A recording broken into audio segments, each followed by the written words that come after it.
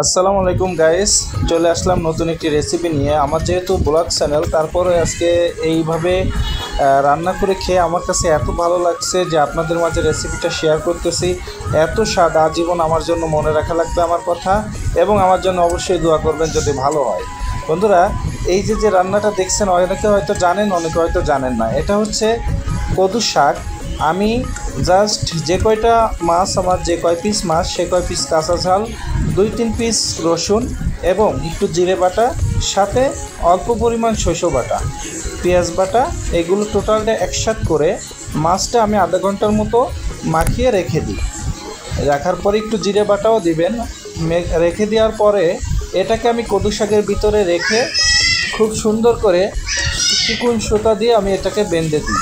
বেঁধে কিছু সময় আমি কড়াইকে ভাজি করি, এবং আস্তে আস্তে যখন পানিটা ছেড়ে দেয়, পানিটা শুকার পরে আরেকটু ভাজি, এবং তেল দিবেন একদম অল্প, যত অল্প আপনি তেল দিতে পারেন, না হলে হবে না।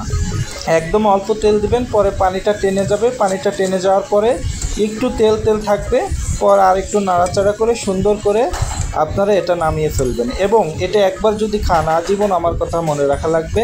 জিরা বাটা, রসুন বাটা সব অল্প অল্প দিবেন। একটু জিরা বাটা, একটু রসুন বাটা, সাথে 4-5টা কাঁচামরিচ বাটা, আর একটু লেবুর রস দিতে পারেন। প্লাস আপনারা একটু টক জাতীয় কিছু দিলে ভালো হয়, টমেটোও দিতে পারেন ওই বাটার ভিতরে কুচি কুচি করে।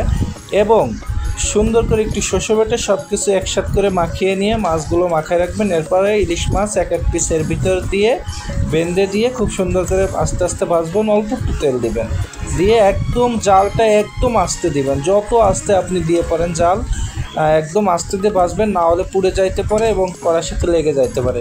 তো সবাই ভালো থাকবেন এবং চেষ্টা করে দেখবেন, আর ভালো হইলে আমার চ্যানেলটি সাবস্ক্রাইব করে সবাই আমার সাথে থাকবেন। ধন্যবাদ সবাইকে। আসসালামু আলাইকুম। গাইস, আপনাদের আরও কিছু কথা বলে রাখি। আপনারা হয়তো আমার কড়াইটা অপরিষ্কার মনে করতে পারেন, আসলে অপরিষ্কার না, আমার কড়ার কালারটাই এরকম। আর দ্বিতীয়ত কথা হচ্ছে, আমার রান্নার পরিবেশটা সেরকম জায়গা নাই, যেহেতু আমি ভাড়া বাসায় থাকি।